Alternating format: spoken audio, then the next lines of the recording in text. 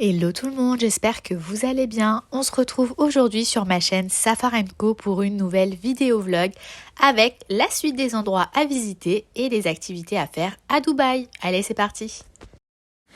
Et on commence avec la petite Venise de Dubaï, à savoir Medinet Jumeirah. Pour y aller, on a pris la voiture et le parking était gratuit. Donc je ne sais pas si c'est parce qu'on n'est pas resté longtemps, mais en tout cas, on n'a pas payé.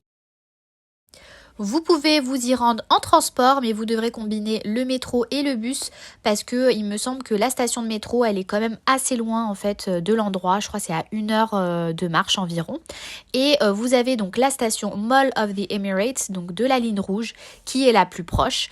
Et vous pourrez donc prendre le bus 81 qui dépose à la station Dubai Police Academy 2, où vous avez également le bus 8 et le 88 qui dépose à la station Medinet Jumeirah, mais par contre, il faudra que vous le preniez autre part. N'hésitez pas d'ailleurs à regarder ma vidéo sur les transports à Dubaï si vous souhaitez plus d'infos sur les moyens de transport. Je vous mettrai le lien dans la vidéo en haut à droite. En ce qui concerne le lieu en lui-même, vous pourrez y retrouver un souk avec plein de boutiques. Par contre, c'est pas forcément ici que je vous conseillerais de faire votre shopping parce que c'est assez cher. Mais pour s'y balader, je trouve que c'est assez sympa et l'architecture du lieu est très jolie.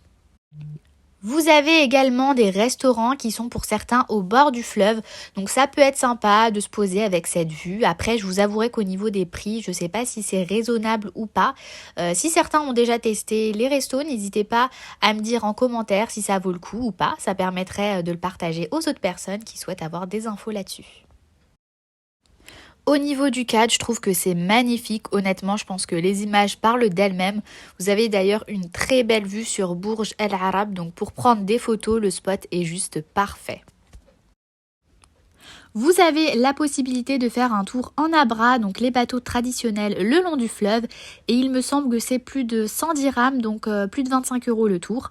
Alors même si le cadre il est magnifique, nous on a préféré faire le tour en Abra dans la ville pour 1 dirham. Le cadre il est différent mais tout aussi beau. Et je trouve que c'est plus authentique parce que lorsque vous faites la traversée dans la ville, vous êtes avec des habitants. Donc je trouve ça plus sympa. Et je vous mets, pour ceux qui sont intéressés, le lien de la vidéo où je vous parle de la traversée en Abra en ville. Donc je vous la mets juste en haut à droite. Et on continue avec le deuxième endroit à visiter, à savoir la marina. On y est allé la première journée de notre séjour et on n'avait pas encore de voiture, donc on a tout simplement pris un taxi. Mais pour le coup, l'endroit il est très bien desservi car vous pouvez vous y rendre en métro en empruntant la ligne rouge. Il faudra descendre à la station Sobha Realty et vous avez aussi le tramway T1 qui dessert la station Dubai Marina. C'est au même endroit que la station de métro et ensuite vous n'aurez plus qu'à marcher, c'est à même pas 10 minutes de marche. Donc la Dubai Marina, c'est des yachts en veux-tu en voilà, des buildings à perte de vue et des restaurants tout autour de la marina. Vous avez une longue promenade pour pouvoir faire le tour de la marina. Donc nous, on a opté pour faire le tour en vélo. Donc vous avez des endroits où vous pouvez louer des vélos ou des sortes de voiturettes pédalo. Je ne sais pas comment on peut appeler ça. La location, elle se fait à la demi-heure pour les vélos et c'est 20 dirhams, soit à peu près 5 €. Si vous souhaitez faire le tour en vélo, je vous conseille de prendre au minimum 1 heure de location et vous allez vite comprendre pourquoi je vous dis ça. Au niveau des vélos, donc c'est un peu spécial, j'avoue que j'ai été un peu étonnée, ça m'a même fait un petit peu peur parce que vous n'avez pas de frein au niveau des guidons, donc il faut pédaler dans l'autre sens pour freiner, donc bon, faut pas rouler trop vite si vous n'êtes pas à l'aise à vélo, mais je vous rassure, on prend quand même vite le coup. L'avantage de faire le tour en vélo ou alors en petite voiturette, c'est que vous pouvez faire le tour de la marina sans forcément trop vous fatiguer et c'est assez sympa. L'inconvénient, c'est que lorsqu'il y a du monde, c'est un peu casse-tête parce que vous devez vous arrêter, même si vous avez une voie pour piétons et une voie cyclable, les gens en fait ne respectent pas forcément. Et deuxièmement, c'est que vous avez à un moment donné un chemin où vous n'avez pas le droit de rouler à vélo ou de rouler tout court. En fait, c'est que un chemin piéton. Donc, il vous faudra descendre et marcher avec votre vélo pendant à peu près 5 à 10 minutes selon l'affluence. Et enfin, le dernier point, alors c'est pas forcément un inconvénient, mais je me suis sentie tellement bête, c'est que je pensais qu'on pouvait réellement faire le tour de la marina, sauf arriver au bout, faut faire demi-tour. Bah oui, il faut bien que les bateaux sortent au bout d'un moment. Donc tous ces éléments font que forcément les 30 minutes ne suffisent pas. D'ailleurs, nous on avait pris 1 heure et on a fait un peu plus d'1 heure, donc 1h10. Et donc j'ai bien dit au monsieur, vous nous avez quand même pas dit qu'il y avait 10 minutes où on a dû marcher, où c'était interdit. Donc ça, c'est vrai qu'on ne vous le dit pas. Donc bon, il faudra y penser. On a ensuite donc la mosquée Jumeirah qui est d'ailleurs la seule ouverte aux non-musulmans à Dubaï. Il est possible d'effectuer donc une visite guidée de la mosquée à 10h. Par contre, au niveau des jours d'accès aux touristes, je suis pas sûre. J'ai regardé sur internet, j'ai trouvé que c'était ouvert du samedi au jeudi, mais à revérifier. Et pour le tarif, j'ai vu que c'était 25 dirhams, soit à peu près 6 €.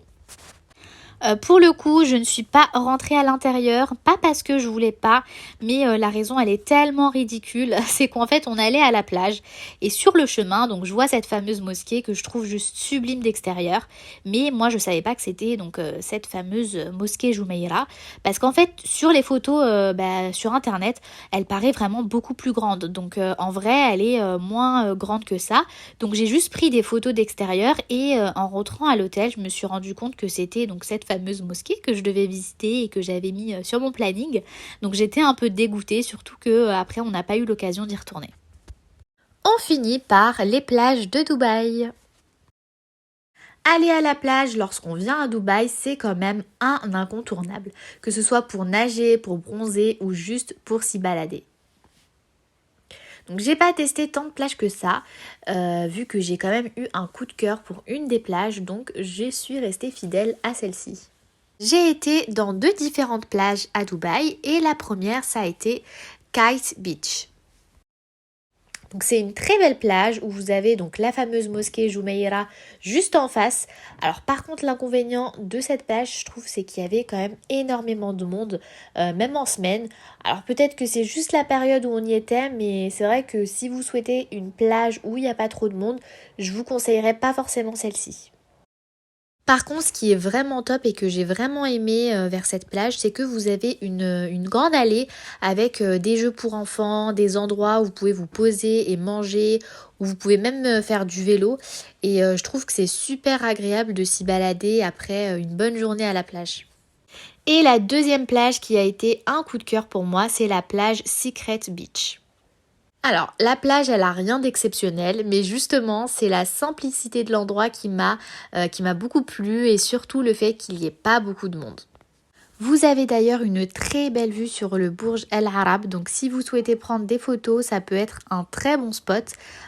D'autant plus que à la plage Kite Beach, en tout cas où on était positionné, c'est vrai qu'on le voyait de loin. Donc après peut-être que si vous avancez un peu plus vers Burj El Arab, vous pourrez avoir une très belle photo aussi.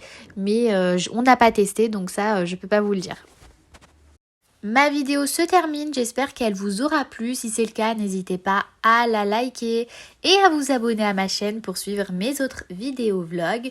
Je vous invite également à me dire en commentaire si vous avez déjà été dans l'un des endroits dont j'ai parlé et du coup si vous avez des petites astuces, des conseils ou n'hésitez pas à nous dire aussi votre avis sur ces endroits. Et moi je vous dis à très vite pour une prochaine vidéo.